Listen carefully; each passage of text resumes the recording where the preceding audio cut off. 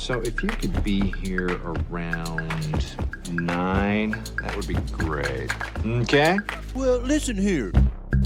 Hello, and welcome to 90 Day Fiancé K. I'm Mr. O, and today Miss H and I will be discussing Season 10, Episode 16 of 90 Day Fiancé. In this episode, Sophie cries a lot trying to get Rob to apologize, Clayton gets angry about the bachelorette party stripper, a hurricane threatens Ashley's entire life plan, Jasmin picks out a wedding dress, and Sam converts to Islam and marries Citra. If you watch Love After Lockup, you should listen to our other podcast, Love After Lockup K, where we're covering the current season of Life After Lockup. All right, thanks for listening, stay safe, and enjoy. Hello, Mr. O. Hello, Miss H. How are you today? I'm doing pretty good. We have things are moving towards.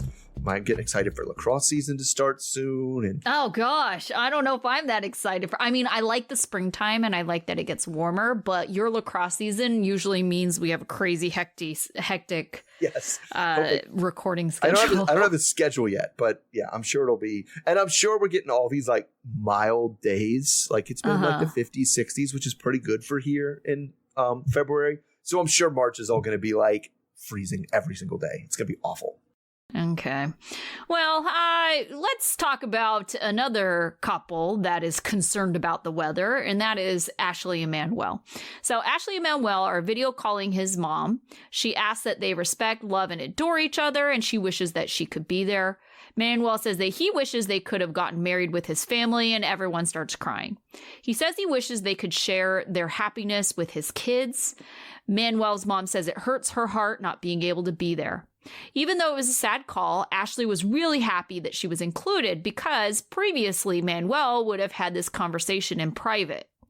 Later, the wedding guests are just hanging out in the living room in their big Airbnb when Armando, the wedding planner, calls.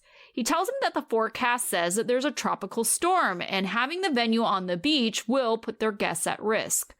Ashley isn't from Florida, so she didn't have any idea that hurricane season could derail the wedding. No one offers any kind of solutions, but her sister Crystal just says that they can't speak what ifs into existence, which then leads Ashley telling us about how the date means something astrologically, and it also happens to be on day 89 of their 90 days. Talk about procrastinating. So they can't postpone the wedding. Ashley says that they have to get married on the beach at 5:30 p.m. because there is no other option, and her world would implode on itself. Her world would implode on itself. I don't even know what that means. It doesn't mean anything. It's stupid. Anyways, Ashley starts crying, saying she's never worked harder for anything in her life. All right. So, I mean, let's say there is a tropical storm. I mean, you can't get married on the beach at 5:30 p.m. and be that insistent on it. This lady being like, the position of the moon in Pisces is so important to me that I will die on that beach to get married on it. Gosh. And that's insane. That is insane. The timing of it, does that have anything to do with the location of it? No. So that's stupid. Like, just get married inside the house. Just it's get fine. married inside. I don't know which kind of crazy wedding planner she has that planned an outdoor wedding that has no backup plan for if the weather is bad. Like, has he planned a wedding before? He's in Florida. Like, I understand that she's not from Florida and she didn't understand, but I feel like she's also the kind of person who would be like, if it was like, all right, well, we're going to get married in the beach, but here's the building we're going to go to if it rains or if we can't do it outside. And she would think, I can't do that because that's gonna manifest it into being, and it's definitely going to rain and we'll have to go inside then. So obviously we can't do that. She's like, it literally was like, I have no plan B. And it's not even, I'm not even blaming it on, oh, I didn't know it was in Florida in hurricane season. It's like, it can always rain everywhere. Right. Like, always. There's always a possibility of bad weather. And so, especially, I don't think I had a plan B. I mean, I think we just hoped that because it rained a week before, that we were just like, oh, it probably won't rain. We'd have just gone inside the house. I don't even think that would have been an option. I think we just huddled under the tent. The tent. I mean, it was like you would have get in the tent. Yes. Yes. We're at a place that had at least covering there for it, right? We could have gone in the tent. That's right. But like, this is just, I don't know. She annoys me so much with everything because it's not even like Florida. I know you're not from Florida and it's not hurricane season, right? First of all, hurricane season is like May to November. It's forever. It's like most of the year is hurricane season. And second of all, it doesn't even have to be hurricane season. I haven't been to Florida that much, but I know every afternoon in the summer, it rains. Every single afternoon, it rains in Florida. Like, it just always does. So the idea that like she had nothing for this, and not only did she have nothing for this, but the idea if they just have to skip it and freaking, I mean, worst case scenario is they literally get married in the Airbnb, just the two of them, right? Yeah. Because it's day 89, because it's this thing, they'll have their party later. That's the worst thing that's going to happen. And she's sitting here saying like, if this doesn't happen, I will die. I will literally die. My world will implode. It will be like a black hole, suck the entire earth into existence if I don't get married on that beach tomorrow. And oh it's my like, gosh. you are so very dramatic. Like, yeah, so dramatic. Yeah. Oh, whatever. They're still alive. It's fine. they're still alive. Yes, it's fine. It's like, oh man, I was like, oh my goodness. So let's talk Gino and Jasmin, right? So the wedding's getting closer, and rather than just wrapping Jasmin in a blanket like she suspected he might, Gino is actually taking her to get a dress. So of course he's learned his lesson from the BBL and makes sure that he's cutting a check directly to the boutique and going with her and not just giving her money. So she says that it's unusual having your fiance come, but he's her only ride and the only credit card. So she really doesn't have much of a choice here. So Jasmin tells the shop ladies initially that she initially wanted a black dress. We had that. They all laugh. But then Gino brings up the budget, which he hopes to get for $1,000. And they all just make eyes at him being like, yeah, no, that's not. No, you're not getting that for no. Jasmin tells him that it's an unreachable budget. But Erica, the shop lady, especially because they're not like in a David's Bridal. They're in a like boutique. Yeah. This shop lady just rolls with it, being like, we can work something out. And so Jasmin goes to the back and Gino tries to open champagne and fails miserably, shoots the cork across the room, spills champagne all over the floor.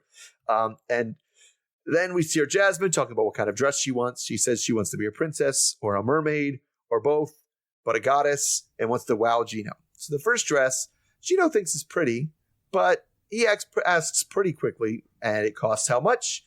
And it's $3,000, so all of a sudden he doesn't like it. So he worries about blowing their whole budget for the wedding on this wedding dress. He's like, we have a strict budget. Because remember, he quit his job. Like, there's a reason they have a budget. He's just not being a cheapskate. So Jasmin comes out in the second dress and is like, I love it. It's great. I can't imagine it, blah, blah, blah. And of course, it's $5,000. So she said she didn't know that when I turned it on, but I'm in love with it. Please, please, please. So the women at the shop say they tried hard to keep both parties happy. And then she tries on a third dress. And they're like, I've covered enough of these that there's always three. There's always three dresses. Like, it's all they love the third dress. She loves it. She says it shows off her attributes in this case meaning her fake boobs. And turns out that this dress is a floor sample, so they can sell it to him for $2,000. So win-winner. So then afterward, Gino was singing the praises of the Michigan summer weather. He's like, see, great. Michigan's great in the summer. And she's like, yes, 2 months. For 2 months, it's great. The rest of it's butt. So they're going to look for a wedding venue that fits their budget, and it's a place Gino's actually kind of looked at before, and he liked it. So Jasmin says their ideas of dream weddings are quite different. She wants to just elope under some palm trees with just her and Coco and the dog and Gino, and he wants something that has a 1920s theme because then he can get away with wearing a fedora. Oh God! So the place they go to, it's definitely a farmhouse. It's like a place that has multiple barns. Like, this is our 75-person barn. This is our 150-person barn. Like, lots of barns. So they're going to be in the 75-person barn. So seeing the place actually gives Jasmin, she was like kind of like not sold on it. And then she saw it and was like, oh, this is like a museum. It's so pretty. I love it. It's great. But she's not going to let Gino off easy and make him think he just picked something great. She's going to give him a little bit of a hard time. So Anna, the event planner, says the venue will take care of mostly of all the things, setting up the tables and things like that. And the cost could range anywhere from $5,000 to $35,000, depending on how many guests they have and the details of what they all get included. So Jasmin is okay with this place. So now they got a place. I guess she's got a dress, and the only thing holding things up now is Gino's family and how much they hate her. So she's kind of worried that they're going to ruin their special day. Like, just come out on the wedding day. I object to this gold digger marrying my nephew type stuff. So Gino tries to tell her that we're not going to do that. It's just a celebration. There's not going to be tough questions or accusations. But she wants reassurances that if anything did happen, Gino would stand up for her. So that means we're going to have one more session with Gino's family. Everybody's there except for Tony and Lori, which seems like was kind of the important people to have, because weren't they the ones who gave her the hardest time when they first met? Yeah. So they're not going to be able to make it. So you're not going to be able to hash things out with them. And that's kind of the point of this whole dinner, is to have everybody to hash everything out. So she kind of starts the dinner by saying that she's there for the right reasons and what's it going to take to get them to accept her. And I guess she knows that crying works with Gino, so she starts crying here too. And this does take over his family, because they're all like, oh, no, don't cry. We love you. We love you. Actually, you're awesome. We had our suspicions before, but now you're great. And you're our family. And yay, we're not going to say anything bad. So that's more or less what happens. So they say they're going to be nice to Jasmin from now, but they all poke fun at Gino, because they're like, we didn't believe that you could be in it for the right reasons, because look at you and look at him. Look at him. So now, hopefully, we're like we talked about before we started recording this. This is the episode of moving to resolution so we can get married next time, right? Right. I really get annoyed with production when they cut things in a way that make it look very misleading. And that you're talking about really made me mad about this dinner. They cut it in a way where it sounded like they were being super judgmental of Jasmin and her bikini pics. And they were like, it's just not normal, kind of making it seem like that's what they were trying to say about. Right. And this, to be fair, was when you had the coming up on, right? Yes. The next time on, coming up on, it was just like, and we saw those bikini pics, and that's just not normal. And it was like, yeah. That's sure. not what happened at all. They were saying like, someone dating Gino, that's just not normal. And then in a separate, thread, they say, oh yeah, and we just weren't really sure because we saw your bikini pics, and that was the first thing we saw about you. Well, you didn't know anything about you except bikini pics, right? Yeah, and how could someone like that be into someone like Gino? And it's really like, that's, if anything, they were like complimenting her bikini pics, rather than being judgmental. So I get really mad when they do that. Yeah. I mean, but I guess it's stirring up a little bit of drama, but. Yeah, I thought the same thing. I was like, that wasn't anything like what they made it sound like. This is just all like a freaking love fest. Right. Definitely was. Now, what annoyed me about this situation was the wedding dress shopping part, because it really, really bothered me when you have these two. First of all, I knew what she meant. Like we had the lady who works in the store, and he was like, here's my budget. She's like, well, we'll figure something out. And I knew when she said it that we'll figure something out meant we're going to get your wife to get you to get that price up. Like that's what they meant by we'll work something out. They didn't mean we'll get you something you can afford. They meant we're going to wear you down. And so like when they brought her out in the $3,000 dress and he was like, that's just too much. I can't afford that. Why did they put her in a $5,000 dress? Yeah, I think like those kind of sneaky sales tactics are why people prefer an online shopping experience in general. 100%. Yeah. And it's kind of sad that, it's like you're going to lose out on business because you've got these, and like, it's just not, people don't like that. They don't like feeling pressured by salespeople. Mm-hmm. And I don't like being shown something that I can't afford. I told you I couldn't afford, but you're going to try to get me to buy it anyway because you're going to get me to fall in love with it before you tell me what the price is. Yeah. Like that's the kind of shop that I walk out of immediately. I'd be like, take off the dress, we're leaving. Like we're done. I'm done here. You're not getting my money. But I'm also an asshole when it comes to being sold to. Yeah. I mean, it just, and I would think that people would recognize, like salespeople would recognize that, their biggest competition is like online shopping, and then really think about why. It's, like, sure, it's about convenience, but I think there are a lot of people who would much rather prefer to see something in person, to try it on. And there are people who would like, I totally understand the expertise that somebody else has over that thing, about the dress, about the quality of the dresses, about what styles are and things like that. Yeah. It's a big knowledge gap there for sure. I don't know. And so if I'm shopping for something like that online, I don't necessarily know what I'm looking for, and I could use advice.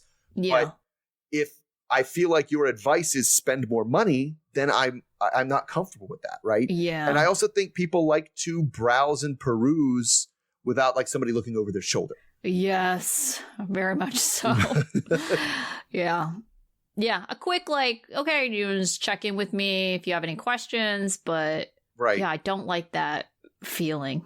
Yeah, just feeling as somebody's watching me look at stuff. I'm just like, I feel judged. Get out of here. One time I went into a sex shop and the person was all up in my business. Like, if you have any questions, and they were kind of like lurking. And I was like, this is the last place. Not where I need, yes. That you need to be trying to be like that customer service person. I need space. You need to back up. I mean, generally, in those places I definitely get the, hey, how are you? We'll be over here if you have any questions. Oh God, I needed that to be happening because I was just like, you're making me really uncomfortable. That is a very uncomfortable place to be. Like, because you're looking at the colors I'm picking up. What are you doing? Like, what are you paying attention to here? Like, yeah. All right. Maybe speaking of awkward, let's move on to Citra and Sam. So Citra and Sam are standing in the yard trying to plan out the logistics of the wedding that's supposed to be happening the next day. I'm like, what? Okay. Yeah. All right. So Citra says she's stressed and she's breaking out. Sam wants to assure Citra that he's not just in this marriage thing for sex, but he is very excited about the sex. Citra is kind of scared and doesn't really know what to expect. Later, they are getting dressed in their traditional clothes, and Citra's dad, Herman, is trying to show Sam how to pray properly. The family kind of laugh at Sam's inflexibility because he can't really just kneel and get his feet to tuck up under him. Mm-hmm. So he says that Asians are small, so they can just ball up easily. They tell him he will have to get used to it because Sam will be praying 5 times a day. Herman asks to talk to Sam privately through Google Translate, and Citra is nervous of what her dad has to say. Herman asks if Sam is ready, and Herman asks him to take care of Citra and love and cherish her until he dies. Sam, on the other hand, is kind of frustrated with Google Translate. He says it's like talking to a brick wall, but he at least can get the general idea of what is trying to be said, even if the translation's kind of weird. Yeah, it was pretty bad. Yeah. Sam softens Herman's heart by saying that Herman and Citra's mom are a perfect example of what him and Citra are striving to be. Herman gives his blessing to Sam and tells us that he will just have to accept their marriage. Sam says that he doesn't actually know that much about Islam, and he's worried that something could go wrong with the conversion. He doesn't want to bring shame to the family and thinks that he could still lose Citra if this conversion thing doesn't work out. Later, they all head to the mosque for the conversion. Citra says it just all feels unreal, and Sam wonders if she believed that any of this would happen and that he would convert. She says, yeah. Sam wants his parents to be there for the conversion, even if they don't agree with it. Herman is helping Sam get ready, which includes wudu, which is the washing ceremony. As soon as Sam is done, he sits next to Citra's sister, Nafa, and kind of brushes up on her by accident. She tells him not to touch her, and Herman tells Sam that he can't touch women and will have to do wudu again. Sam's dad arrives, and Sam is kind of surprised his dad showed up, and his dad says that he understands how difficult it is to be somewhere without family support. Sam's dad also tells us that he finds all religions interesting, even though he is atheist. Sam walks to the front of the service to make his declaration.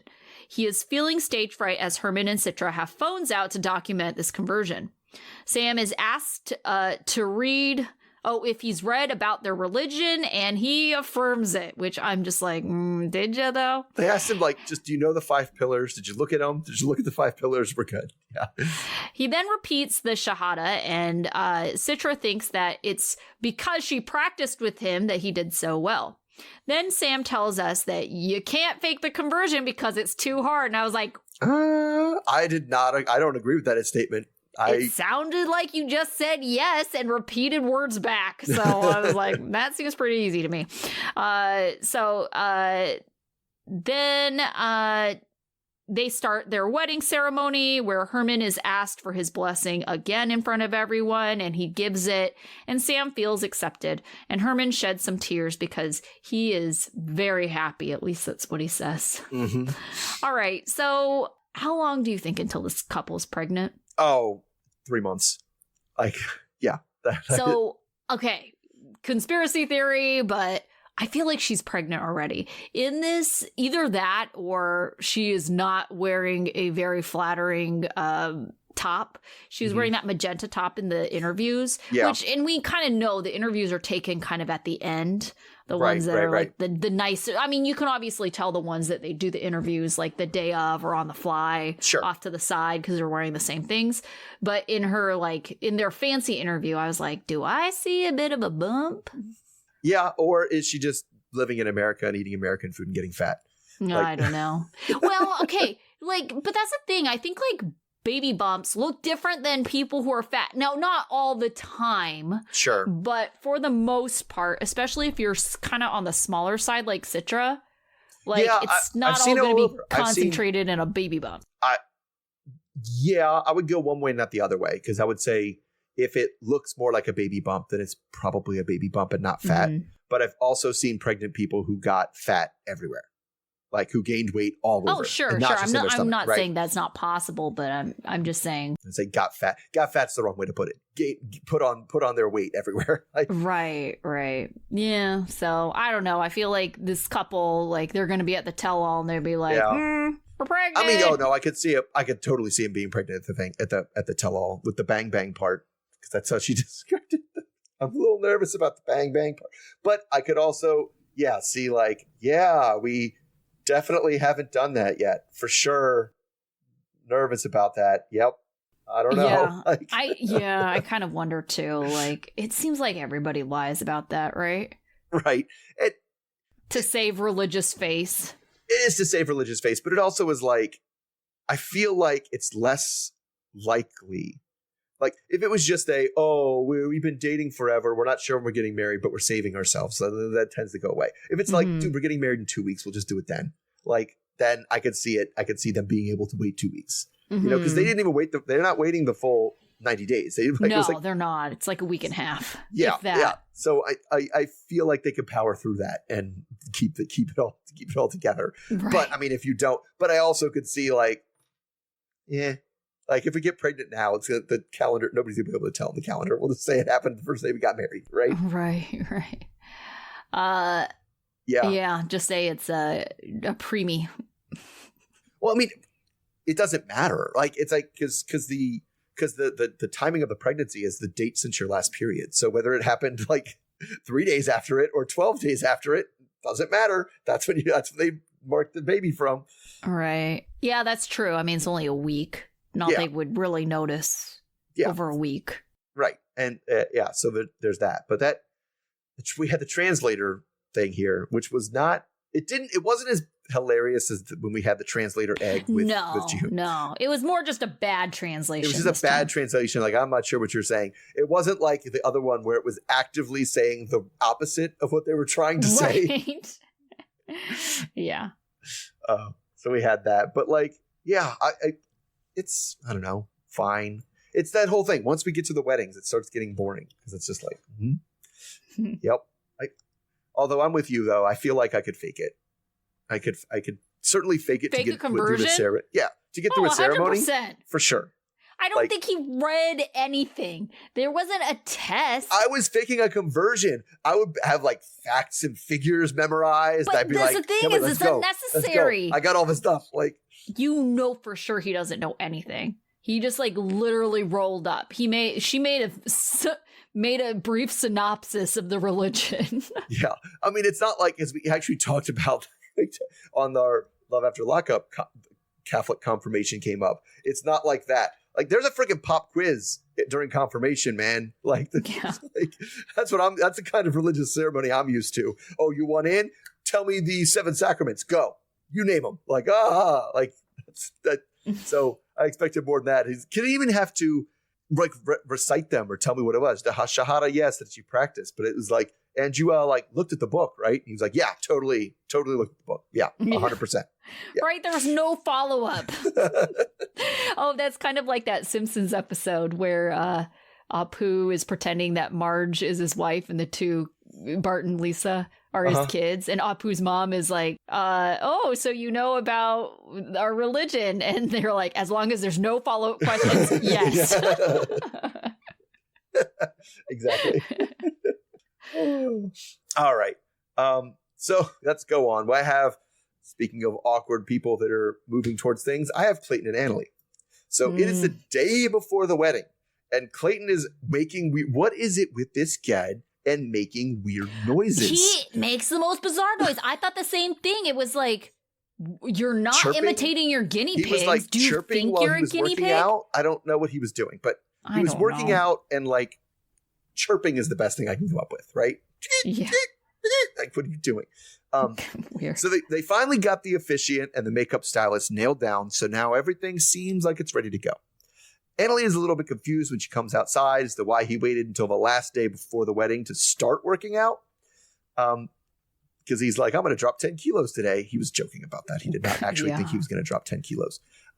Then they talk about their respective parties, and Anali immediately comes clean about there being a stripper at her party.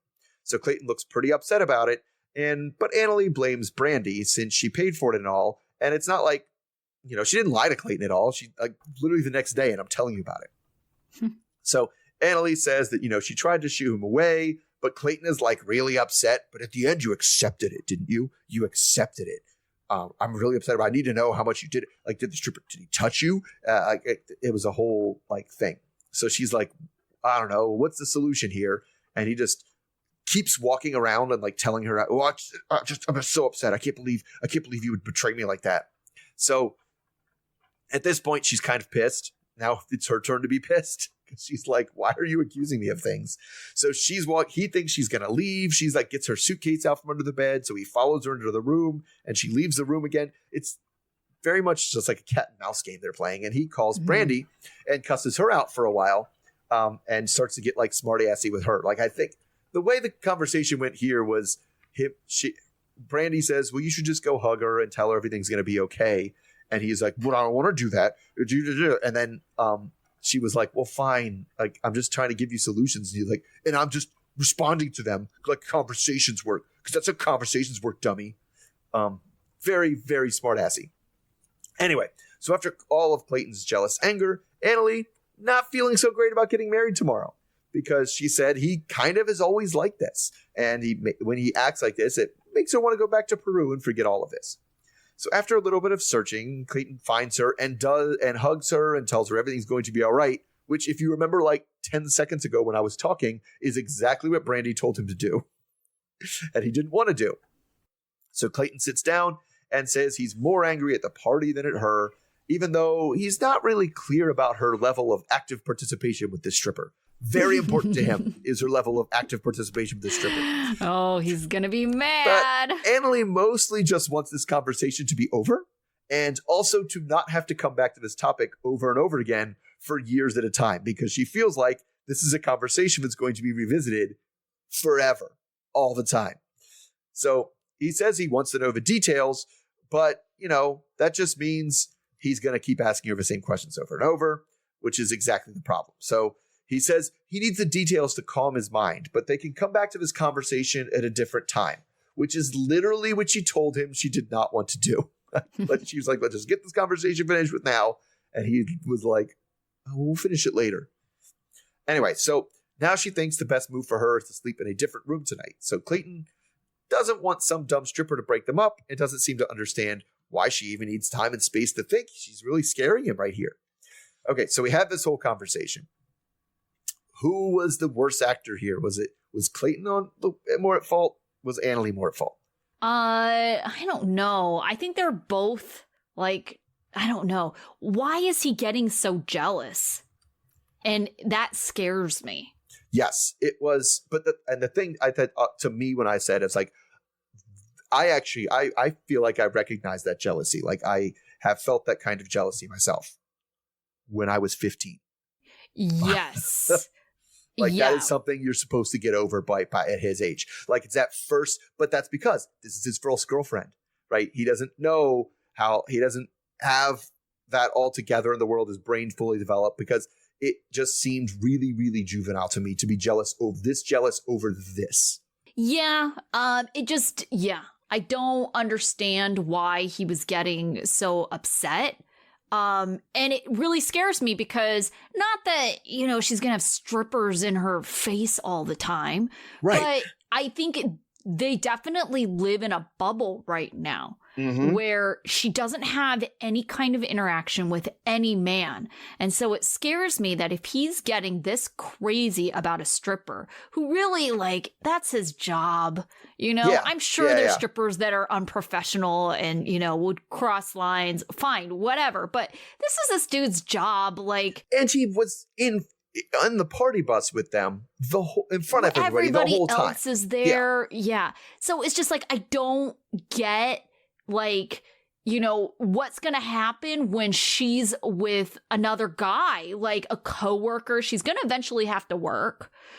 She's probably not going to be working remote. That doesn't seem like what she would want to do. It doesn't seem like her thing. So, what is she going to do? What is he going to do when all of a sudden she's outside of the bubble that he has created for them and she's making friends, has guy friends? I just feel like this is a red flag for her. Right. And she said that she can't live like this. Well, this is a dumb stripper incident, right? It's short-lived. She's never going to see the stripper ever again, because he's in Indiana. They're going to go back to Kentucky. It's not even something that they have to worry about. But it's that issue is a legit issue. Yes. Well, yeah, I'm saying it. If it's a situation like this, which is, I don't know. Yeah, you're right. Not an issue. It's somebody performing a service, putting on a show for you, right? That were literally paid to put on a show for you. Would not be there if he was not being paid, right? And you're to the point of jealousy that you're basically I need a detailed report of exactly which body part of yours touched his body part of mine, and then she's kind of right not to give that, because he's it's going to put my mind at ease, and it's no, it won't. No, it won't. Right. It absolutely will not. Because it won't, because it never does. The details never put your mind at ease. But B, because he's not going to like the details. He's going to there was a giant pink dick flopping in my face the whole time. What do you want? What do you want? Yeah, and that's what I was going to say. He is going to see this, and I'm worried for her. How is he going to react when he sees the footage of what actually happened? Mm-hmm. Yeah, and was she demure enough? Was she? And that's the part that's did you actively participate? What? She didn't blow the stripper. We know that. Right. Nobody's accusing her of that. Nobody said that happened. She was excited about it. Okay, but then the other thing is I don't understand why she's taking a bunch of selfies, because if she knows he's going to get all crazy, what is she going to do with those selfies? She's just going to keep them on her phone forever so she can look at it in the bathroom by herself. I mean, she was having fun, but I don't know. It seemed like playful fun. It wasn't like she was turned on by the stripper and was I didn't mean it like that at all. But I'm just saying, what would you do with a selfie if you can't share it? You can't show it in a way where your husband may come across it. You're not sharing it on social media. So what's the point? I don't know. I don't know. I'm a bad person to ask. I don't take pictures of anything ever. I always forget. I'm equally as bad as you. It's so funny. The people closest to me are all like that. So I have no pictures of myself. I appreciate the acquaintances that I have that are a little bit pictures, more crazy. Yeah. For sure. Oh, God. Actually, it gets kind of annoying to me because sometimes they'll be oh, let's try it again. Oh, let's try it. And I'll do one retake and then I'm nope, I'm out. And I will literally walk off. I've accurately captured how ugly I was today. So let's move on. Great. I don't feel bad about walking off. I'm not posing anymore. I'm sorry. Yes, I definitely feel the same way. Yeah. And we'll see what happens, but it doesn't. I feel like they always get married. I feel like we're going to have a scare in this one. God. But yeah. So, yeah. Well, speaking of people that maybe shouldn't get married, let's talk Sophia and Rob. So Rob has come to pick up Sophie and they hug. They both say they missed each other. Rob says that the issue, he thinks, if they're going to summarize their argument, was Sophie expressed she wasn't happy in the apartment in front of her mom, and he didn't feel like Sophie was on his side. Rob wonders if Sophie and her mom were just talking shit all night. Sophie says that she has defended Rob and things weren't too negative. She defends her actions by saying that she was simply being objective and agreed with some of the things her mom was saying about the apartment. She apologizes to Rob for making him feel alone and ganged up on. Sophie also knows based on experience that if she doesn't apologize, they just don't move on. So they arrive at the apartment and Rob makes a sarcastic comment about how Sophie hates it, and Rob isn't ready to let it go quite yet, so he wants to still talk. Rob is trying to make Sophie feel bad for how everything went down. Sophie says she already apologized and she doesn't know what he wants her to do, but she would appreciate an apology for being disrespectful to her mom. Rob says he's sorry that he yelled and said things he didn't want to say, but it was kind of sarcastic and didn't seem very genuine. Sophie is more appreciative of his apology, but then she brings up his petty social media posts aimed at her. Rob starts to deny, but Sophie then rattles off a bunch of examples. And Rob says that he posted all that stuff because it was relatable and thought, if anything, she would read them and understand where he was coming from. Rob is annoyed that they're even arguing about social media, but Sophie says there is no difference between what they were arguing about in social media because his posts hurt her just like her actions hurt him. Sophie starts crying, saying he's emotionally exhausting and why can't he just apologize so they can move on? She makes the effort in the relationship to move past their issues and continues to cry as Rob just sits in silence. Sophie says that the only way anything gets resolved is if she apologizes, and Rob just kind of stares her down and shaking his head and finally apologizes for the social media posts. He also admits that his reactions are sometimes lacking and says he's trying. Sophie says it's hard to see he's trying when the result is the same. Sophie says that she wants reassurance that he's able to change and see her side. Sophie wants him to take constructive criticism, or a shade as he puts it, not as an attack. Sophie thinks that she's finally getting through to him and seeing him be genuine gives her hope. Rob wants her to be able to talk to him and not be scared that it will be a fight. Rob gives a much more sincere sounding apology as they literally kiss and make up. Okay, so I thought that was interesting kind of towards the end. Rob claims that he wants her to be able to come to him, but she's scared to come to him because he does always react poorly. Yeah, you want, I don't know what he wants. Like, you clearly don't want her to come confront to him. you at all. Yeah. Well, she's got to come, but like, that's the thing. That's always frustrating about it. That's where she's frustrated, talking about like this fight won't end until I apologize, right? Mm-hmm. He wants her to come. He does want her to bring her frustrations to him, but she has to break his combination lock and sneak past all his defenses and say it without saying it and imply it, like, because when she said, hey, maybe we should get a duvet, he flipped his shit. Yeah, right. Like, and that was his first reaction, and then his second reaction was like, "Wait, what's a duvet?" Right, and it was just like he. At the end of the day, he's like, "Well, I want her to, ask for the things she wants," but he just doesn't see it past him, see it in himself that he takes every request as an accusation. Yeah, it kind of really makes me feel like this guy has issues, like deeper than Sophie, like insecure. Oh, he's possibly the most insecure person here. Yes. Incredibly insecure. It's so frustrating for Sophie because I see what she's saying. It's like she has to be the one to keep her mouth shut to keep the peace. Mm-hmm. If something were to happen, to apologize to keep the peace. Right. Mm-hmm. But then it's like, Sophie, like, just stop. Like, if it's this hard, like, there is no peace that is going to be had, and you just need to leave. Yeah, no, I agree. This guy, they should not be together. Nobody should be with this guy. He needs until he fixes himself, because it's like all this stuff. Like I always have to remind myself, he's like 10 years older than her. Yeah, he is. Right? And so like, and he basically is like, well, it's your job to make me feel good about myself. Like, and if I ever feel bad about myself, then it's your fault for letting me feel bad about myself. Your mom said something that made me feel bad. Like, you should have stepped in and made me feel good about it. You're 32 years old. Your you were in charge of your own self-esteem, my man. Like, it is not anybody else's responsibility to make you feel good about yourself. Right. Yeah. It does kind of make me wonder, what does his ideal girl look like? Like, just someone who's constantly fawning all over him and like telling him, like making googly eyes at him and telling him he's so awesome all the time.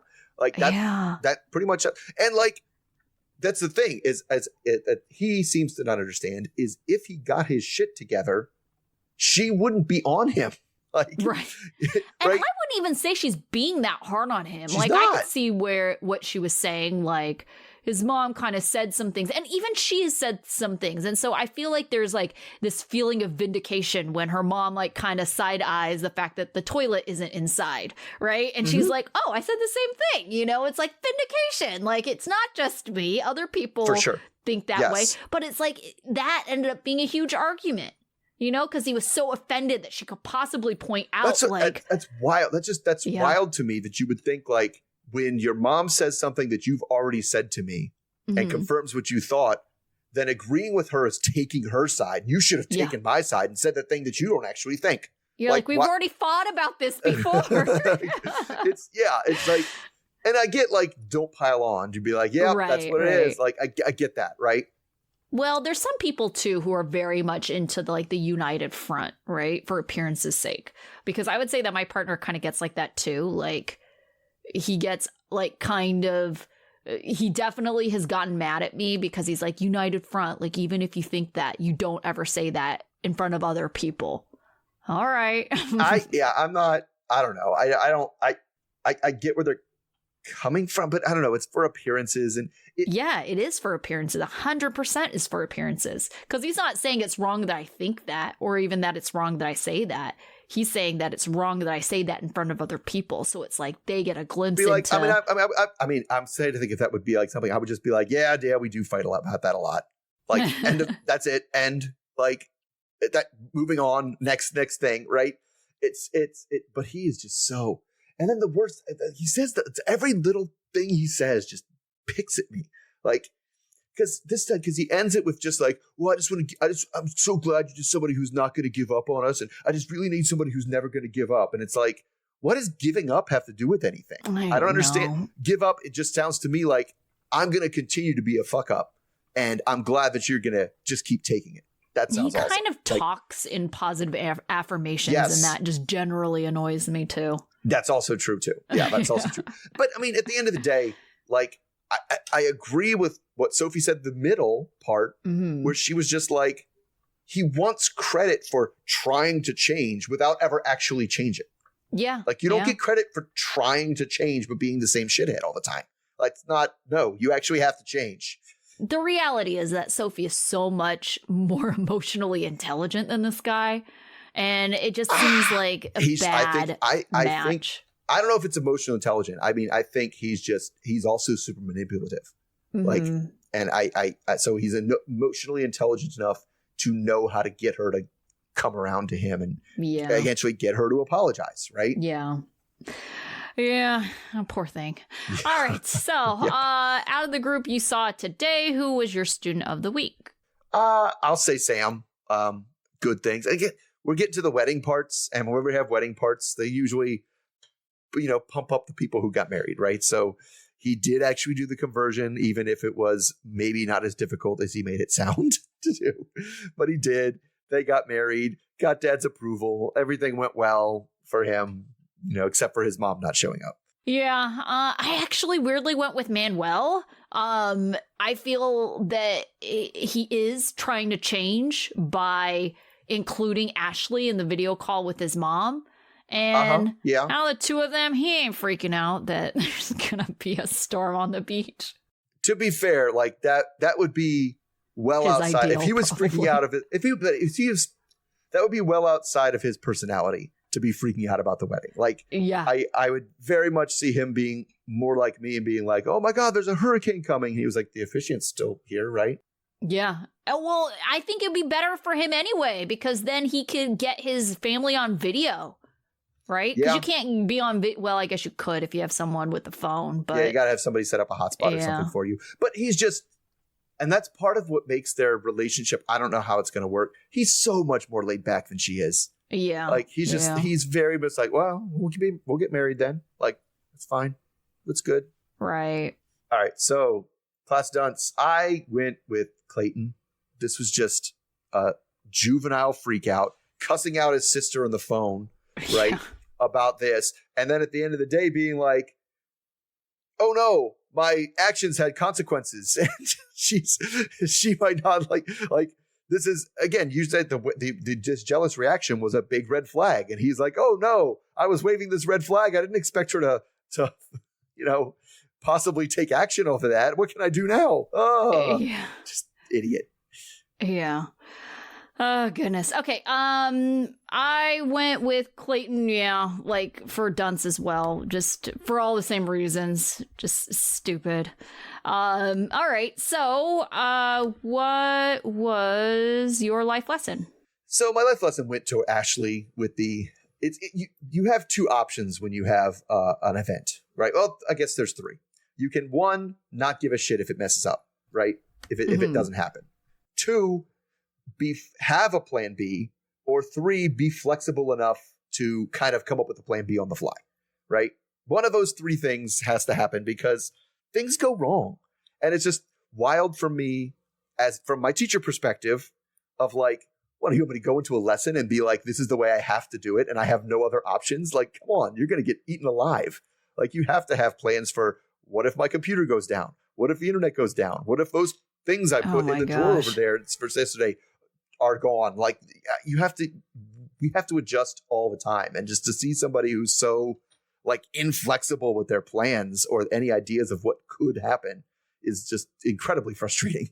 Yeah, I think my life lesson goes towards Sam. Like, if you are that ingenuous about, following a religion, I don't think you should pretend that you do, because I think those are the people that like give religion like a bad name in a way, because it's like they aren't really following the values and principles, but they say they are in name. I mean, I would say it's a related type person. I don't think Sam is. I don't think you're what we the phrase we used in early was cafeteria Catholics. Mm-hmm. All right.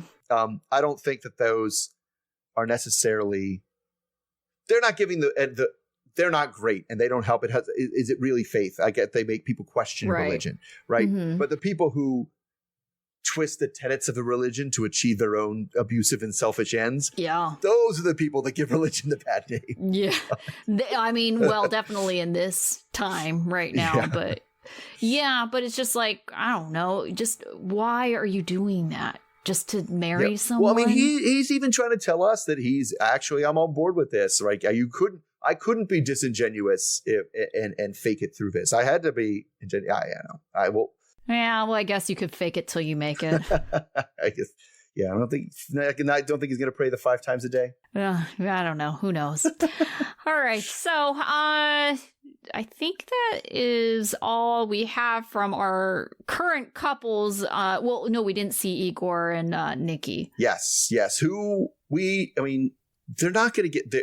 They're not even going to get to the U.S. I don't know why they're on this season. Not. It's so weird. I don't either. Yeah. But everybody else, we have to be wrapping up here soon because everybody else is rapidly getting towards wedding. Yes. Yep. Yeah. All right. So we will be back this time next week. Do we know? Won't. We will be back the week after next. Because oh my goodness, we actually get a week off. Super Bowl. They always get off for the Super Bowl. Oh my gosh. Well, usually we don't because Love After Lockup is on. I know, but now Love After Lockup just finished up. Yeah. So we have the week completely off to next week. Yeah. I don't know what we're going to do with all this time on our hands. I don't know. It's going to be like 2 whole weeks between talking to you. It's going to be weird. Okay. So we will be back in 2 weeks. Yes. So until then. All right. See everybody then. Okay. Bye.